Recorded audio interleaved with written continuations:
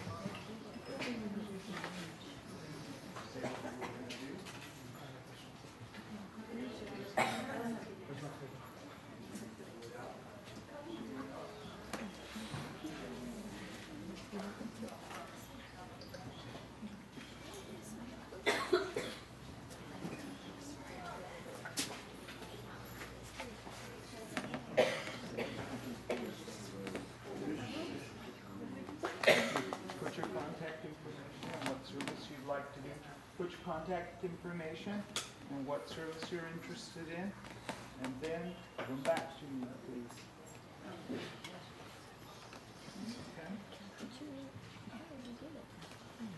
All right. In the year 2016, ISKCON will officially begin its recognition of the 50th anniversary of Prabhupada coming to America. But the festivities already begin in the year 2015. The first one that I know of is August 13th. They're having a big commemoration in Calcutta. That's the day that Prabhupada left Jaladuta. But there are some dates earlier, 50 years ago in 1965, that I will note. In January of 1965, Prabhupada published Srimad Bhagavatam Canto 1, Volume 3. So now he was ready to go to America. He had his 3 volumes of Srimad Bhagavatam, first canto, and he could be confident that he had the literature to reach the Americans, and incidentally to finance himself in New York City when he was all alone. He distributed the books to a number of bookstores. In May of 1965, Prabhupada received his no objection certificate from the Indian government. This is described in detail in the Prabhupada Lilamrita. It's a piece of red tape bureaucracy which allows an Indian citizen to travel abroad. It was with difficulty that Prabhupada obtained it. In June 10th, 1965, he received his passport. You've all seen the picture of Prabhupada in his passport picture with tilak on. One devotee commented, "Swamiji, you look very sad in this picture." And he said that was a moment of ecstasy.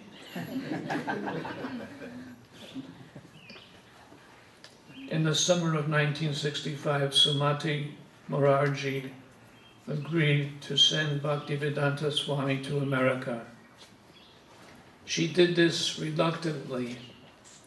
She and her secretaries thought that Prabhupada would die en route on the voyage and didn't want to give him the free passage. But he insisted, and she prevailed. On July 28, 1965, he obtained his visa. There was a businessman, a Mr. Agarwal of Mathura, who had a fondness for sadhus and religious causes. And Prabhupada approached him and he wrote his son, an American citizen, in Butler, Pennsylvania, Gopal Agarwal, and he duly signed the papers and sent them back to Prabhupada in India. So he had sponsorship for a month in America. Those are some events of the 50th anniversary also. But on August 13th, with all these permits and visas and passport and P-form, and a little luggage and 40 rupees, he boarded the Jaladuta. The Jaladuta is a regular cargo carrier on the India Navigation Company and has one passenger cabin on board. For the voyage of August-September, the cabin was listed as bearing a boy Charnaravinda Swami, Bhaktivedanta Swami, age 69, complimentary ticket with food. Prabhupada liked the cabin. Prabhupada kept a diary on the Jaladuta. It's been published as a separate book, and I've quoted extensively from it in the Srila Prabhupada Lilamrita. He noted in his diary on the 13th that he was quite comfortable in the cabin. But on the 14th he wrote, seasickness, dizziness, vomiting, Bay of Bengal, heavy rains, more sickness. Jaladuta is not a huge ship. I was on a huge ship in the Navy, a supercarrier, USS Saratoga, and it didn't rock much in the ocean waves. But for 2 weeks I was also on a small ship, a destroyer escort, and it pitched and rolled in the waves of the Atlantic Ocean. So we can imagine that the Jaladuta also pitched and rolled. And Prabhupada got seasick and vomited.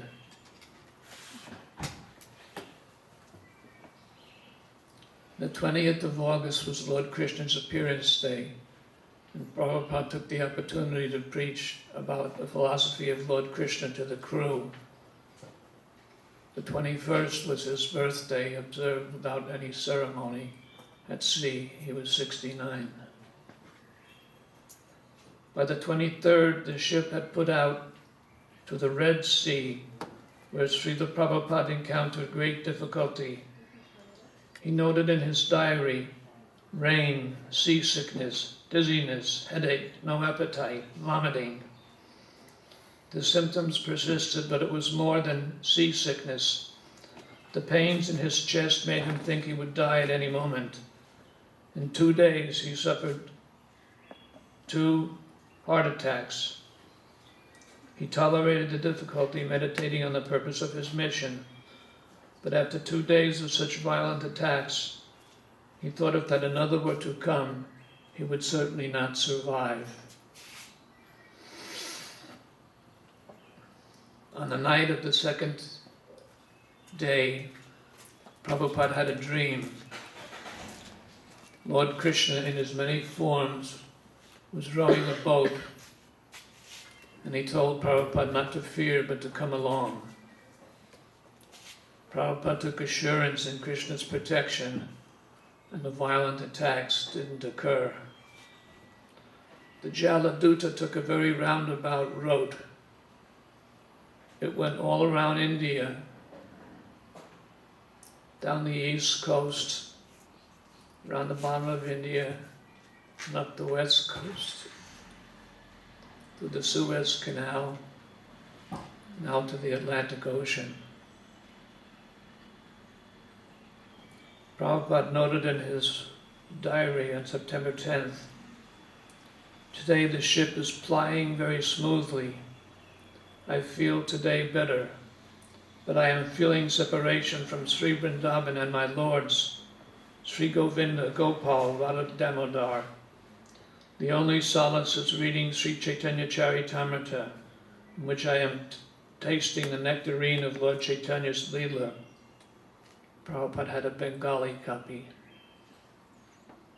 I have left Bharat Bhumi just to execute the order of Sri Bhakti Siddhanta Saraswati in pursuance of Lord Chaitanya's order.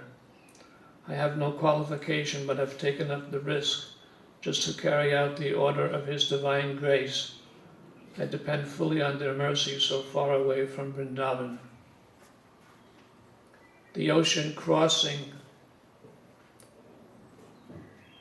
of September 65 was a very calm one. Captain Pandya said in his entire career he had never seen such a calm Atlantic crossing. Prabhupada told him it was Krishna's blessing. The captain's wife asked them to accompany them on the way back so that they might have another such crossing. Prabhupada noted in his diary, if the Atlantic would have shown its usual face, perhaps I would have died, but Lord Krishna has taken charge of the ship. On September 13th, Prabhupada noted in his diary, 32nd day of journey, cooked bati khichari. It appeared to be delicious, so I was able to take some food. Today I have disclosed my mind to my companion, Lord Sri Krishna. There is a Bengali poem made by me in this connection. The poem was a prayer to Lord Krishna and is filled with Prabhupada's devotional confidence in the mission that he had undertaken on behalf of his spiritual master. Here are the opening stanzas in translation. I emphatically say to you, O brothers, you will obtain your good fortune from the Supreme Lord only when Srimati Radharani becomes pleased with you.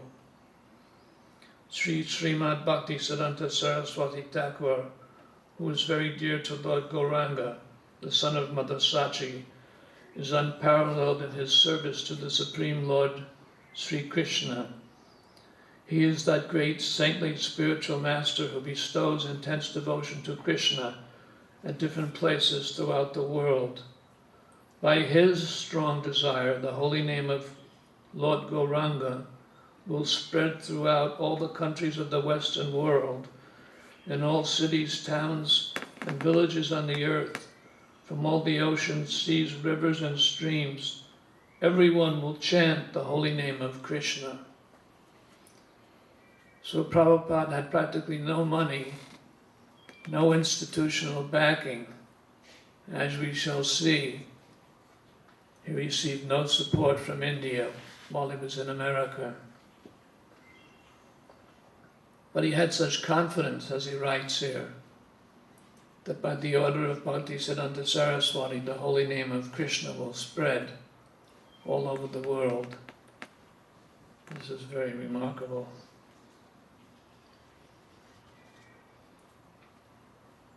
"35 days at sea." After a 35-day journey from Calcutta, the Jaladuta reached Boston's Commonwealth Pier at 5:30 a.m. on September 17, 1965. This year, on the 50th anniversary of that arrival in Boston, Boston ISKCON is holding a big festival. They're going to rent a boat, fill it with devotees, and approach the pier the way the Jaladuta did.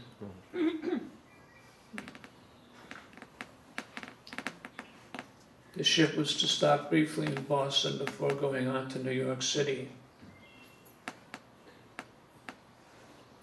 Prabhupada had to pass through U.S. immigration and customs in Boston. His visa allowed him a 3-month stay, and an official stamped his passport with his expected day of departure.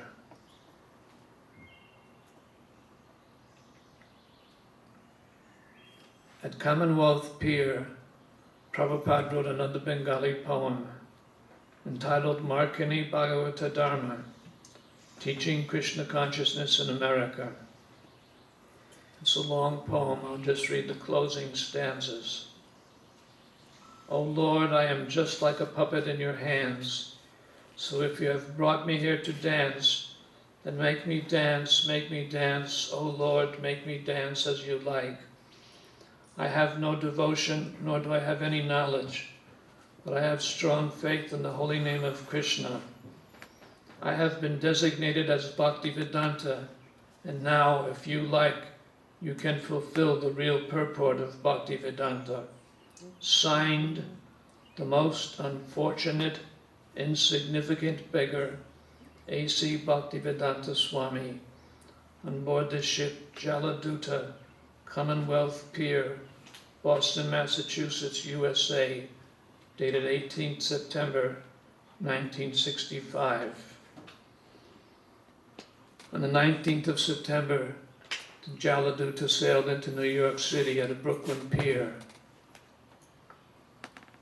Prabhupada said he didn't know whether to turn left or right as he walked off the ship.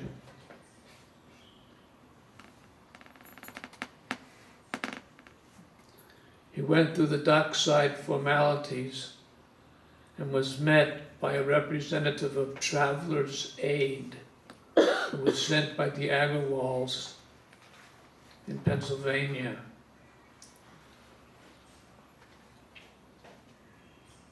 This man took Prabhupada to the Scindia Steamship Company,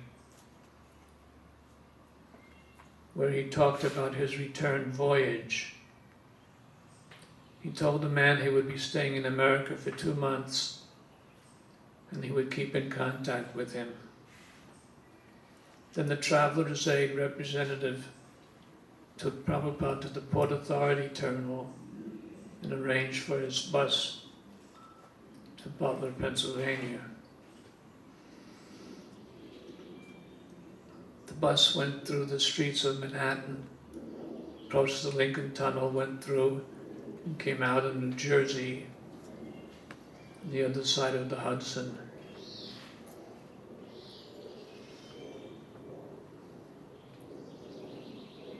Prabhupada then saw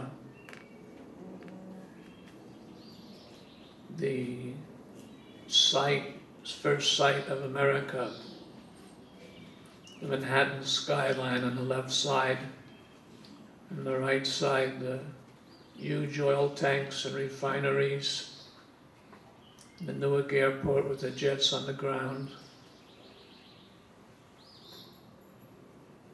and huge towers of cables overhead, and miles of billboards advertising the things he had come to preach against: illicit sex, intoxication, eating, and gambling. He arrived in Butler, Pennsylvania, past midnight, and was met by Gopal Agarwal. This sponsorship was not Gopal's idea. His father had previously sent him a number of sponsorships for swamis, and he had duly signed them and sent them, but nothing ever came of them. So in the same way, he signed the papers for Prabhupada. But then they received a letter from Prabhupada with a picture saying he was coming, and they became anxious. Srila Prabhupada arrived at the Agarwal's home at 4 a.m. They lived in an apartment, and they gave Prabhupada a couch to sleep on. But they thought they didn't have room to accommodate him, so they arranged that he should take a room at the local YMCA and come and visit them during the day. Sally Agarwal was anxious that people would speculate about the man in orange robes living in their house, so she thought it was better if they read about it in the newspapers first. She went to a Pittsburgh newspaper, but they couldn't see why it was interesting to write about this man. So then she took Prabhupada personally to a local newspaper, the Butler Eagle, and they indeed thought he was newsworthy. They published a feature article in the Butler Eagle with a photo of Prabhupada posed in the Agarwal's living room with an open volume of the Srimad Bhagavatam. The caption read, "Ambassador of Bhakti Yoga." The Agarwals had their own opinion as to why Prabhupada had come to America, quote, to finance his books and nothing more. They were sure that he was hoping only to meet someone who could help him with the publication of his Srimad Bhagavatam, and that he did not want any followers. At least they hoped he wouldn't do anything to attract attention, and they felt that was his mentality also. He didn't create waves, Sali Agarwal said. He didn't want any crowd. He didn't want anything. He only wanted to finance his books. Perhaps Prabhupada, seeing their nervousness, agreed to keep a low profile out of consideration for his hosts. At Prabhupada's request, however, Mr. Agarwal held a kind of open house at his apartment every night from 6 to 9. Sally said people used to come. Her parents came a distance and people came from Pittsburgh. But they didn't know what to ask him. It was like a dream come true, a Swami in a living room. But Prabhupada preached to them. They asked him, "What do you think of Jesus Christ?" And Prabhupada replied, "He is the Son of God." Then he added that he, the guest, was also a son of God. Everyone was interested that the Swami accepted Jesus Christ as the Son of God. Prabhupada followed a regulated daily schedule. Every morning he would walk the 6 blocks to the Agarwal's apartment. He had brought with him a big bag of rolled oats, dried cereal, and that lasted several weeks. He would mix it with milk and take it as breakfast. Then at 9 o'clock, he would start preparing his lunch in his 3-tiered burner. He would be ready at 11 o'clock and would take prasadam. Gopal Agarwal came home from work at 12, and Sally usually served him a sandwich before he went back to work. But when they saw what Prabhupada was cooking, they thought they would like that too. And he began cooking for the family, and they liked it very much. Prabhupada spoke to various groups in the community. He spoke at the YMCA, Lions Club, St. Fidelis Seminary College, and regularly to the guests at the Agarwal apartment. He was also invited to speak at Slippery Rock State College. While staying at the Agarwal's house, Prabhupada received a letter from Sumati Morarji. At the end of her letter she wrote, "I feel that you should stay there until you fully recover from your illness and return only after you have completed your mission." Prabhupada regarded the last line of this letter as especially significant. His well-wisher was urging him to stay in America until he had completed his mission. He had told the immigration officials in New York that he would be staying in America for 2 months. "I have 1 month sponsorship in Butler," he thought, "and then I have no support, so perhaps I can stay another month." So he had said 2 months. Sumati Morarji, however, was urging him to stay on. He saw that the prospects for preaching in America was good, but he felt he would need support from India. After about 3 weeks, he left for New York City via Philadelphia, where he had an engagement with a Sanskrit professor's class at the University of Pennsylvania. He knew no one in New York City, but he had a contact, Dr. Murti Mishra was a yoga teacher. Prabhupada wrote to him with a letter of introduction and phoned him, and Dr. Mishra asked him to join him in New York City. Prabhupada was met by a student of Dr. Mishra's who took him to his apartment at Riverside Drive beside the Hudson River. The apartment was on the 14th floor and had large windows overlooking the river. Dr. Mishra gave Prabhupada a room to himself. Dr. Mishra said, "His Holiness Prabhupada Bhaktivedanta Goswami really knocked me down with love. He was really an incarnation of love. My body had become a skeleton, and he really brought me back to love, his cooking, and especially his love and his devotion to Lord Krishna.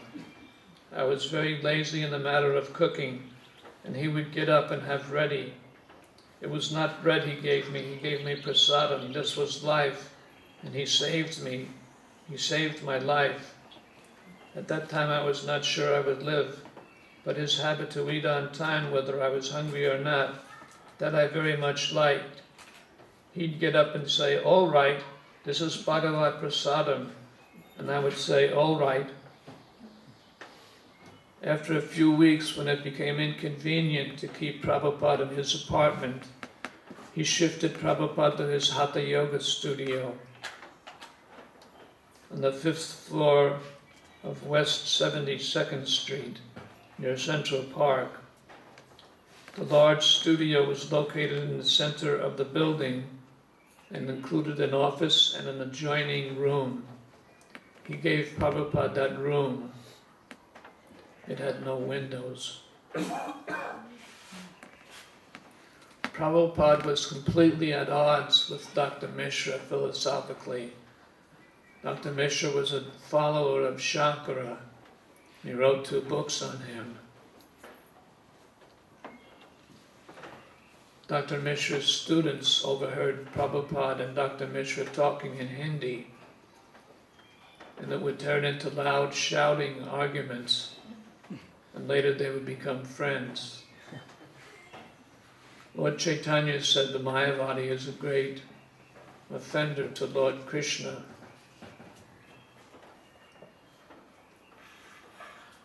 So Prabhupada and Dr. Mishra had a basic disagreement. As a mendicant, Prabhupada was temporarily dependent on the goodwill of his Mayavadi acquaintance, with whom he regularly ate and conversed, and from whom he accepted shelter. But what a great inconvenience it was. He had come to America to speak purely and boldly about Krishna, but he was being restricted. In Butler, he had been confined by his host's middle-class sensibilities. Now he was silenced in a different way. He was treated with kindness, but he was considered a threat. Dr. Mishra would not allow his students to hear the exclusive praise of Lord Krishna as the Supreme Personality of Godhead.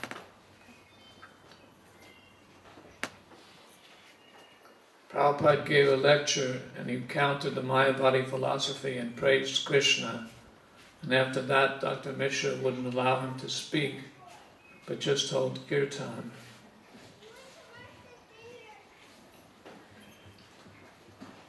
Every morning, Prabhupada would rise, take his bath, chant Hare Krishna on his beads, and work on his translation.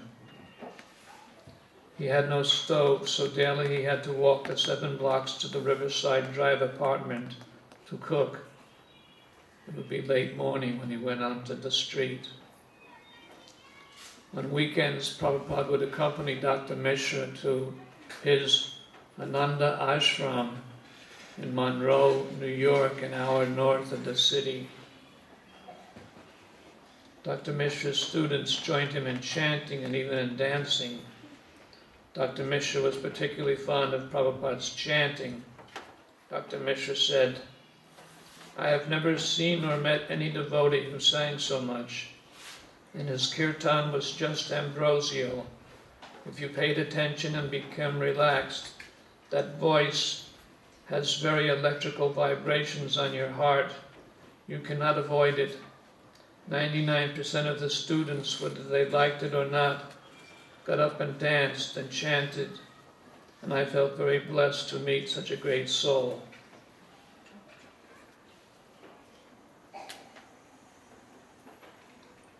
Prabhupada met a young man at Dr. Mishra's yoga studio named Harvey Cohen. He became a very important contact, as I'll describe later. Harvey Cohen was trying to practice yoga, but he wasn't so much into it. He left the yoga studio and went to his room. Then he saw someone standing in the doorway to his room, and it was Prabhupada. Prabhupada said, "May I come in?" And Prabhupada asked him what he was doing. He said that he was trying to practice Hatha Yoga. Prabhupada said there are higher things. Bhakti Yoga is direct yoga to Krishna. Harvey said, as he spoke, I got the overpowering realization that he was right. He was speaking the truth. A creepy, ecstatic sensation came over me that this man was my teacher. His words were so simple, and I kept looking at him all weekend. He would sit so calm and dignified with warmth, and he asked me to visit him when we got back to the city.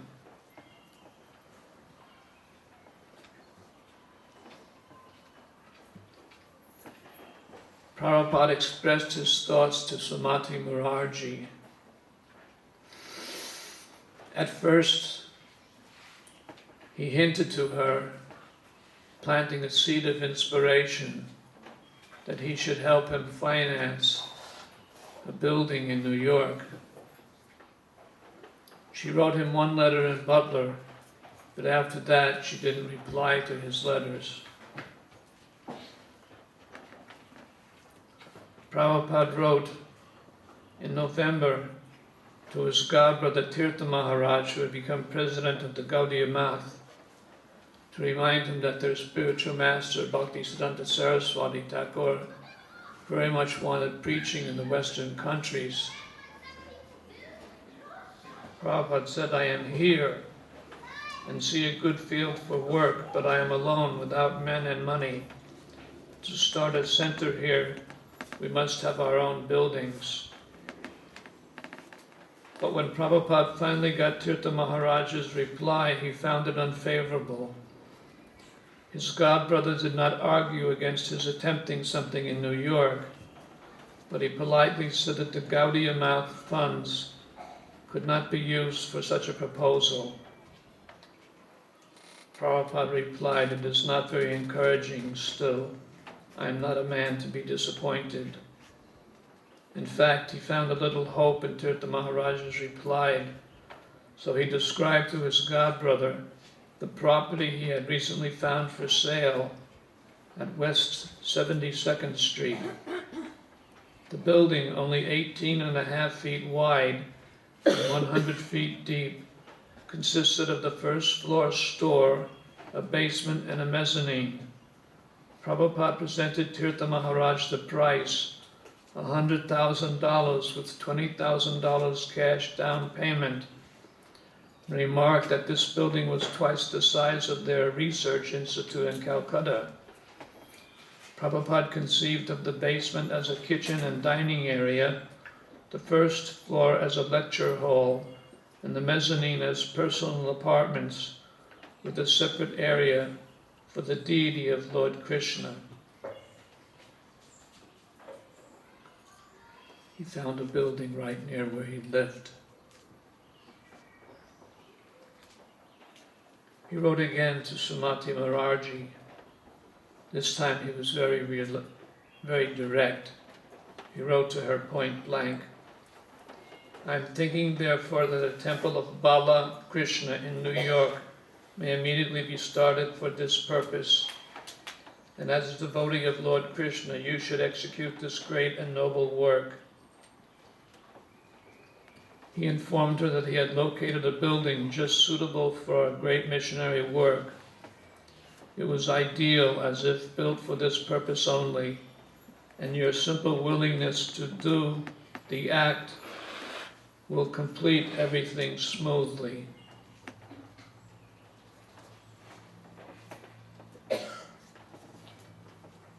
November passed, December came, and Prabhupada extended his visa.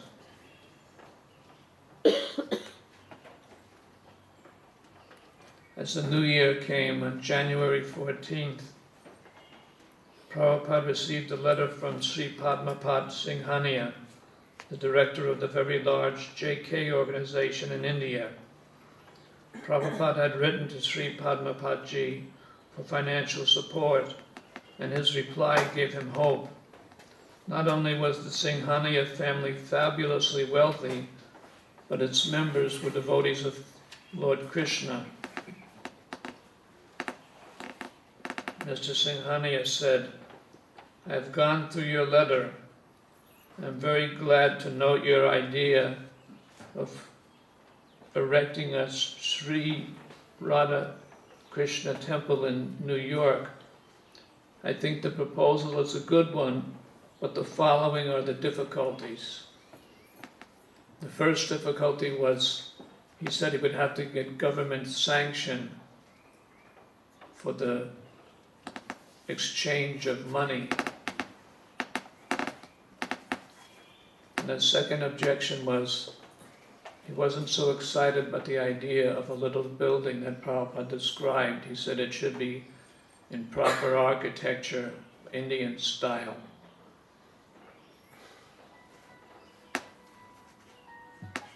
They had a basic disagreement about the building.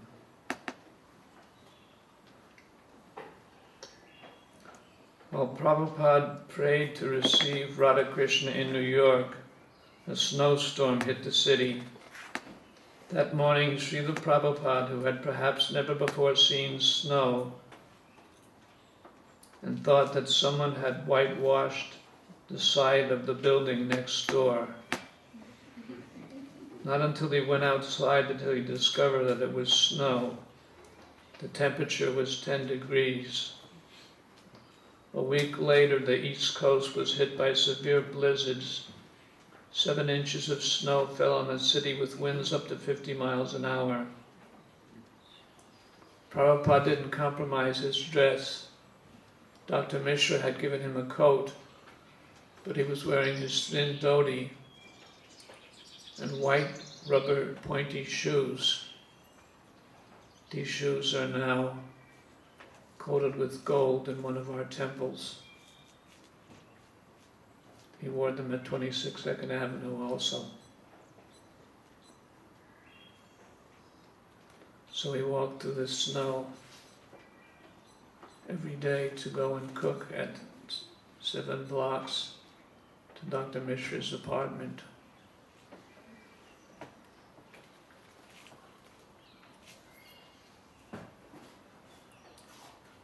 February 5, discouragement came to the plans Srila Prabhupada had formed around the promise of support from Padampat Singhania. The Dwarkawala wrote to express his satisfaction with the 72nd Street building. Prabhupada did not take this letter as final. He maintained hope that Singhania would still give the money for the temple if only the transfer of the money could be arranged. Then on February 15th, Prabhupada moved from his windowless room 501, 2 stories down in the same building. "I have changed my room to room 307 in the same building, as above mentioned, for better air and light. It is on the roadside junction of two roads, Columbus Avenue and 72nd Street. According to Dr. Mishra, Prabhupada moved in order to have his own place, independent of the Yoga Mishra Society. This turned out to be not much of a facility, but a freedom for Prabhupada to preach without being restricted by Dr. Mishra. On February 16th, Prabhupada wrote to the proprietor of the Universal Book House in Bombay, giving him some hints for selling his Srimad Bhagavatams in the Bombay area. He described that he was trying to open a Radha Krishna temple in New York and would probably stay on for some time. So he wanted the Universal Book House to take control of selling his books all over India and manage the affairs and credit the account of the monies received to him. Mr. Darwadkar of the Universal Book House replied, "I cannot give you very happy news on the progress of the sale of Srimad Bhagavatam because the subject is religious and only a small section of society may personally be interested in the books. We tried to push them through some booksellers in Nagpur, Ahmedabad, Pune, etc., but regret to inform you that after some time, these booksellers returned the books for want of response. As such, we are not only unenthusiastic to agree to your proposal of taking up sales for all India, but we were just thinking of requesting you to nominate some other people in our place to represent your sale program in Maharashtra." So far they had sold only 6 sets of books, for which they were about to transfer rupees 172 to his account. This was hardly encouraging to the author. Again, India was not interested. Even in the land of religion, religious subjects were only for, quote, a small section of society. Prabhupada had hopes of help from the Prime Minister, Mr. Shastri. You've seen the picture of Prabhupada meeting him and presenting him a volume of Srimad Bhagavatam and him smiling. So he had an acquaintanceship with the Prime Minister. The Prime Minister was scheduled to come to America, and Prabhupada hoped to meet him and secure sanction for the transfer of money, which he hoped Mr. Singhania would send. However, Mr. Shastri had a heart attack while visiting Russia and died. This was a great setback to Prabhupada, who had a contact on a high level. The new Prime Minister was Indira Gandhi. Prabhupada wrote to her, asking her to sponsor the sanction of money transfer.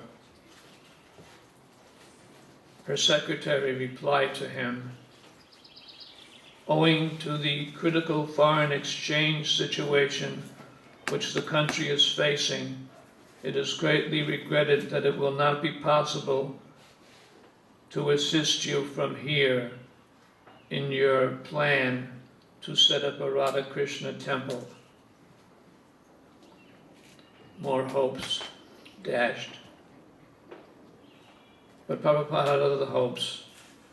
He wrote again to Tirtha Maharaj, asking him to request the Vice President, Dr. Radhakrishna, to persuade the government to sanction the release of funds. He waited for 1 month and got no answer. Apparently his godbrothers felt little obligation towards preaching in America. He had written that he needed encouragement from them to continue in America because it was so expensive. He had explained that he was spending the equivalent of 1,000 rupees a month. As such, I am counting every day to receive your favorable reply. But there was no reply. He wrote again to Sri Padmapat Singhania, requesting him to send a man from India to supervise work on a temple in New York, as Mr. Singhania had previously suggested. No reply. Prabhupada wrote again to Sumati Morarji, requesting her to send him a Madranga, and requesting her that in the future, when he would send many men from India, she would oblige by giving them free passage on India steamship lines. No reply.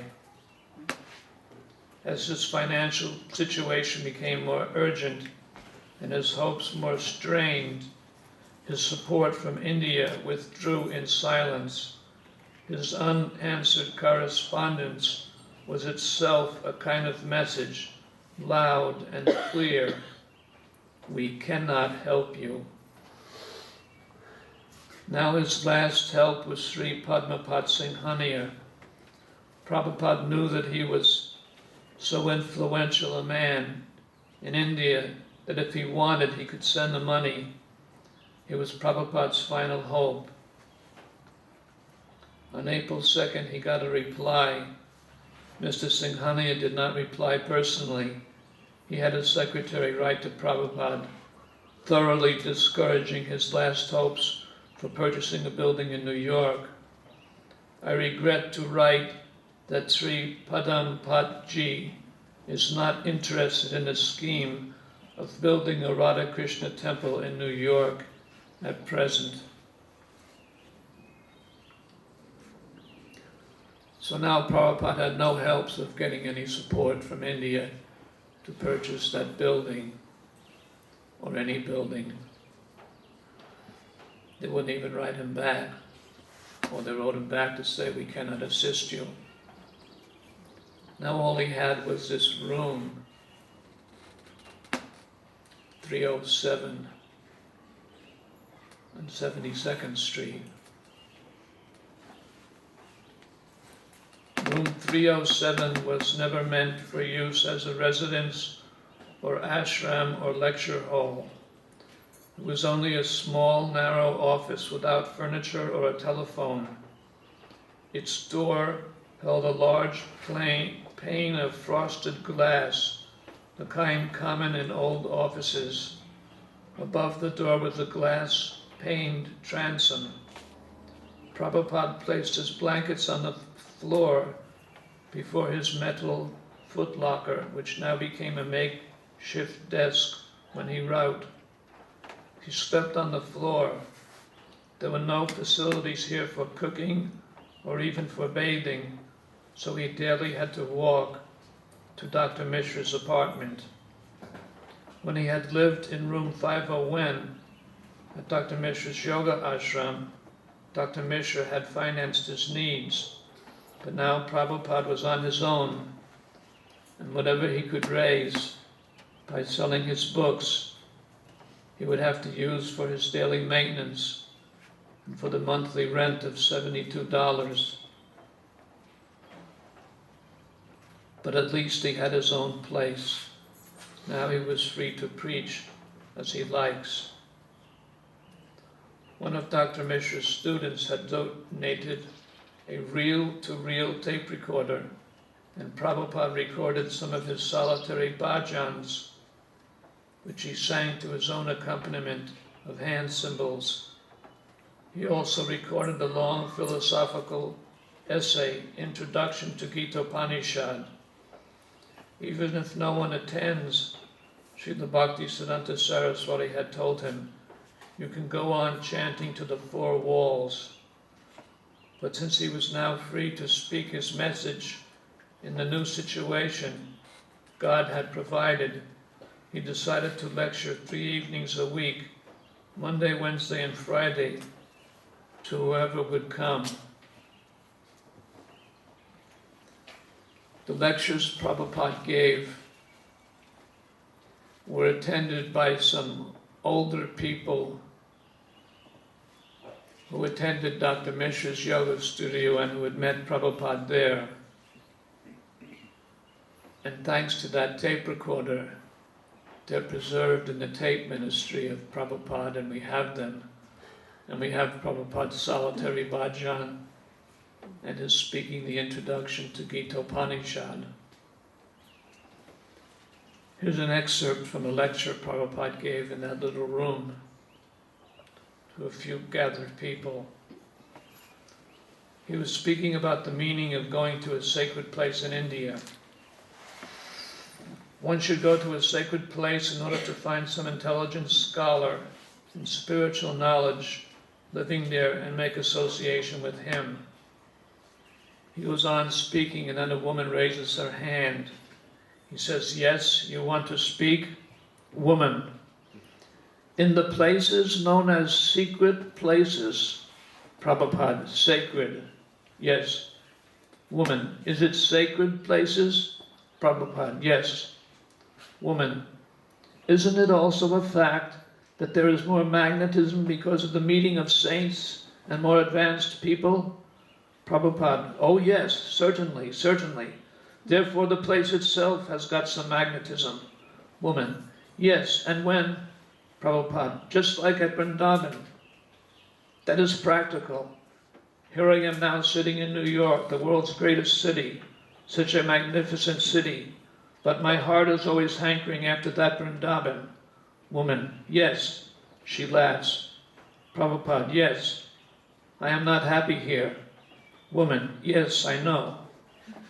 Prabhupada, I shall be very happy to return to my Vrindavan, that sacred place. But then why are you here? Now because it is my duty, I have brought some message for you people, because I have been ordered by my superior, my spiritual master. Whatever you have learned, you should go to the Western countries, and you must distribute this knowledge. So in spite of all my difficulties, all my inconveniences, I am here because I am obligated by duty. If I go and sit down in Vrindavan, that will be good for my personal convenience. I shall be very comfortable there, and I will have no anxiety, nothing of the sort. But I have taken all the risk in this old age because I am duty-bound. I am duty-bound, so I have to execute my duty despite all my inconveniences.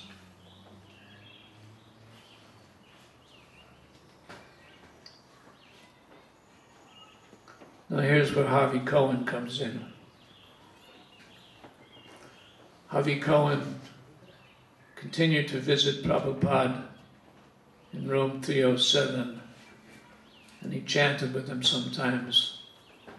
Actually, Harvey Cohen later became initiated as Hari does, and Prabhupada asked him to paint a picture of Lord Chaitanya dancing with his associates, which he did, which was later displayed at 26 2nd Avenue. So introducing the Paradox Restaurant. The Paradox at 64 East 7th Street on the Lower East Side was a restaurant dedicated to the philosophy of George Osawa and the macrobiotic diet. It was a storefront below street level with small dining tables placed around the candlelit room. The food was inexpensive and well reputed. Tea was served free, as much as you like. More than just a restaurant, the Paradox was a center for spiritual and cultural interests, a meeting place reminiscent of the cafes of Greenwich Village or Paris in the 1920s. A person could spend the whole day at the Paradox without buying anything, and no one would complain. The crowd at the Paradox was a mystical congregation interested in teachings from the East. When news of the new Swami uptown at Dr. Mishra's reached the Paradox, the word spread quickly. Harvey Cohen and Bill Epstein were friends. Harvey was a freelance artist, and Bill worked at the Paradox. After Harvey had been to Prabhupada's place at Dr. Mishra's yoga studio a few times, he came by the paradox and began to describe all about the new Swami to Bill and his other friends. So this began a new congregation uptown. The younger people from the paradox came and replaced the older conservative people who were listening to Prabhupada.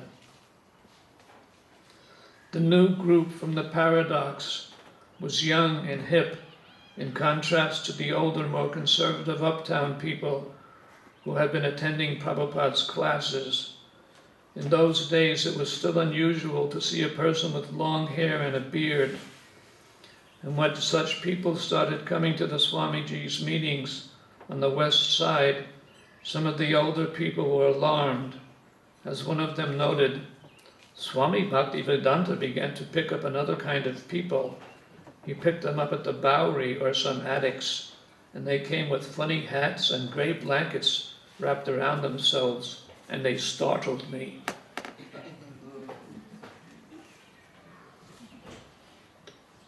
David Allen, a 21-year-old seeker who came up from the paradox, had just moved to the city, optimistically attracted by what he had read about experimentation with drugs.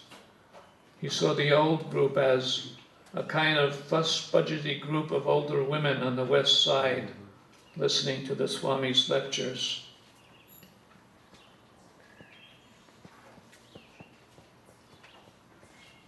In April, someone broke into Prabhupada's room at 307 while Prabhupada was out and stole his typewriter and tape recorder. When Prabhupada returned to the building, the janitor informed him of the theft of the valuables. An unknown burglar had broken the transom glass, climbed through, taken the valuables, and escaped. As Prabhupada listened, he became convinced that the janitor himself was the culprit. Of course, he couldn't prove it, so he accepted the loss with disappointment. Some friends offered replacements for his old tape recorder and typewriter. Prabhupada had lost his spirit for living in room 307. What would prevent the janitor from stealing again? Harvey Cohen and Bill Epstein had advised him to relocate downtown and had assured him of a more interested following among the young people there. It had been an attractive proposal, and he began to reconsider it. Then Harvey offered Prabhupada his studio on the Bowery.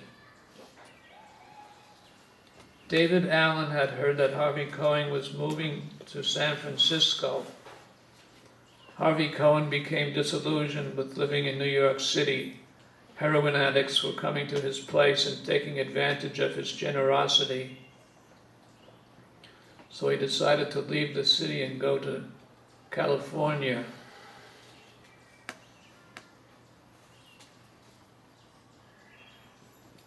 David Allen heard that Harvey Cohen was moving to San Francisco if he could sublet his AIR loft. Harvey hadn't known David very long, but on the night before Harvey was supposed to leave, he coincidentally met David 3 different times in 3 different places in the Lower East Side.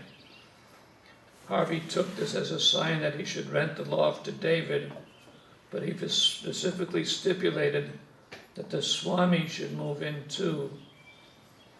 As Prabhupada was preparing to leave his 72nd Street address, an acquaintance, an electrician who worked in the building, came to warn him.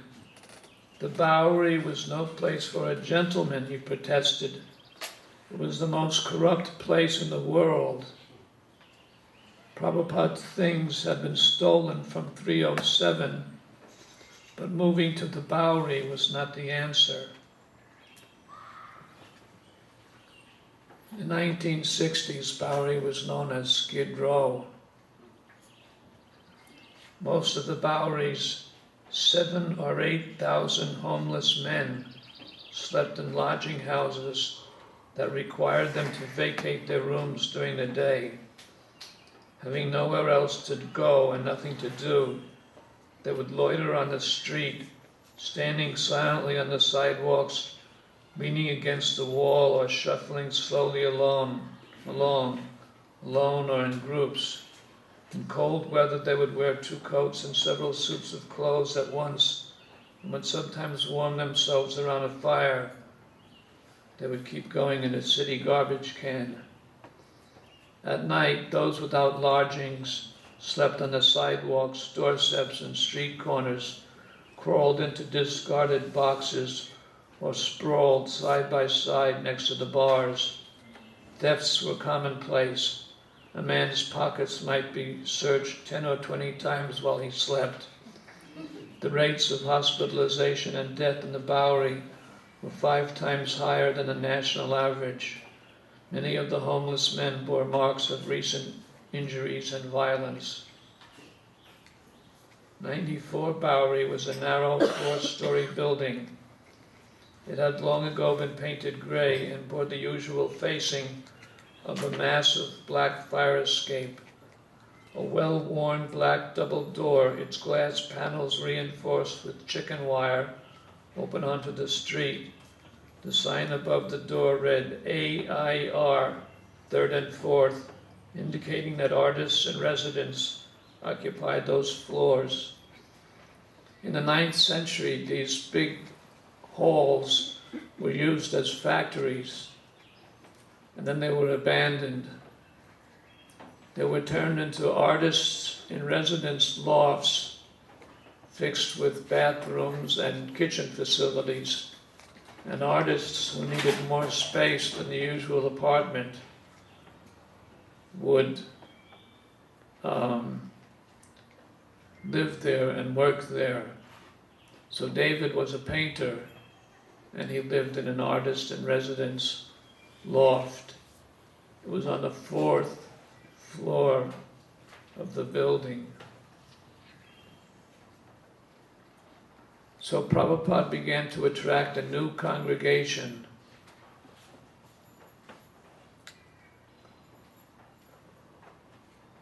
Almost all of Prabhupada's Bowery friends were musicians, or friends of musicians.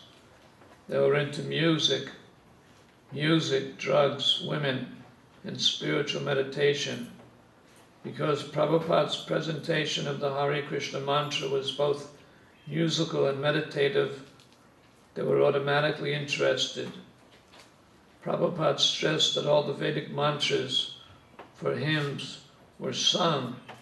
In fact, the words Bhagavad Gita meant the song of God. For the Bowery crowd, sound was spirit, and spirit was sound, in a merging of music and meditation. But for Prabhupada, music without the name of God wasn't meditation. It was sense gratification, or at most a kind of stylized, impersonal meditation. But he was glad to see the musicians coming to play along in his kirtans, to hear him and to chant responsively, some having stayed up all night, playing somewhere on their instruments, would come by in the morning and sing with the Swami. He did not dissuade them from their focus on sound. Rather, he gave them sound. In the Vedas, sound is said to be the first element of material creation. The source of sound is God, and God is eternally a person. Prabhupada's emphasis was on getting people to chant God's personal, transcendental name.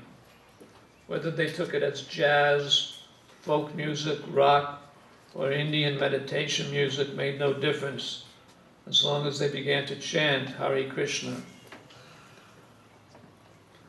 One of the women who attended the Prabhupada Kirtans writes or reports, whenever he had the chanting, the people were fairly in awe of the Swami. On the Bowery, a kind of transcendence came out of the ringing of the cymbals. He used the harmonium and many people played hand cymbals. Sometimes he played the drum. In the very beginning, he stressed the importance of sound and the realization of Godhead through sound. That was, I suppose, the attraction that these musicians found in him, the emphasis on sound as a mean to attaining transcendence in the Godhead. But he wanted a serious thing. He was interested in discipleship. One serious newcomer was Michael Grant.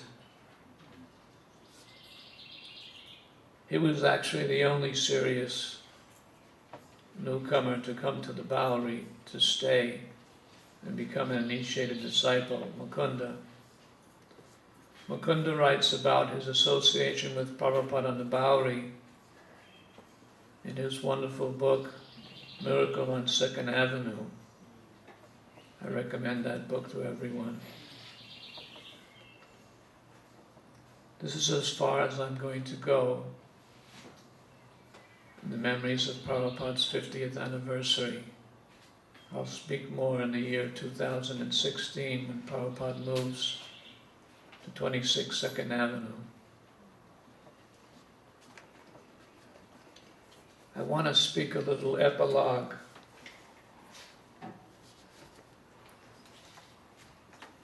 I wanted to speak and read about Prabhupada's 50th anniversary of the year 1965 and the first months of 1966 to create Prabhupada awareness. As an ISKCON guru, it's my duty to link you to Srila Prabhupada. That's why I've written so many books about him. But before we end this reunion meeting and you travel to your homes, I want to re-emphasize some of the points we made at our highly motivated meeting in the morning.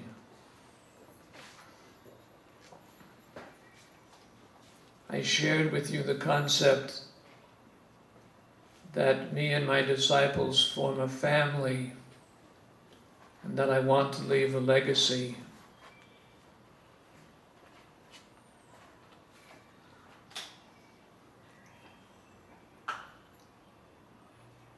I asked you to visit Baladev's table and sign up for services. No one did, but we just got some raising of hands and some contacts. So maybe some of you will come forward and help realize these plans. I may have 10 more years to be with you before I leave, and I would like to see these books printed and plans realized while I'm here. Some of you also may have limited time to do active service, so in the next 10 or 15 years, we should work enthusiastically to realize the plans.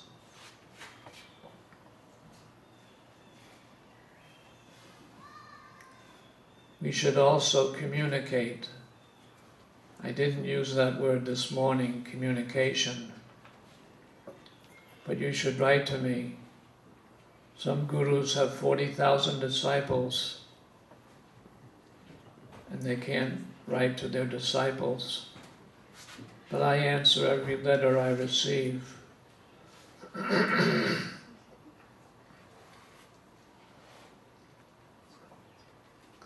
Baladev from Trinidad phoned many of you to invite you here. This is a service he likes to do. So I've authorized him to continue it during the year to keep in touch with disciples, to create disciple-guru awareness.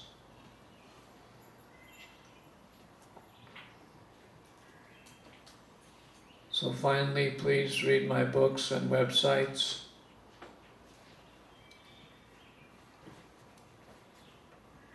And go on serving Prabhupada's movement, serving Prabhupada personally. in serving my mission.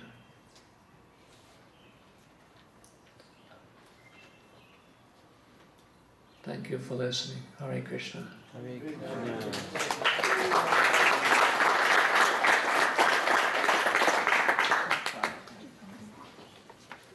I have a note from Bala. Anyone who hasn't handed in their cards, please give to Bala. Also, please take home the rest of the books on the table of extras for personal use and sharing.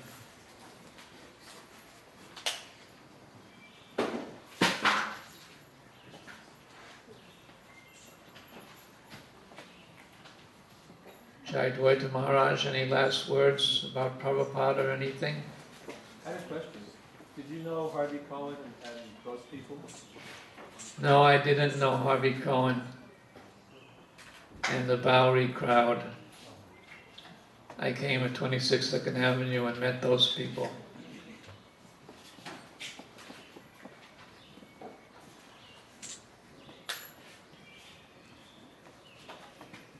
My only comment is just to thank you again for all these wonderful histories of Srila Prabhupada and remembrances and meditations.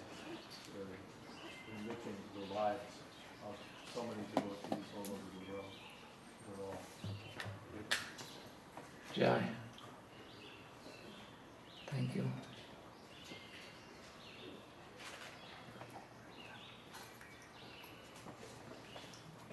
All right, that's it. Read the websites.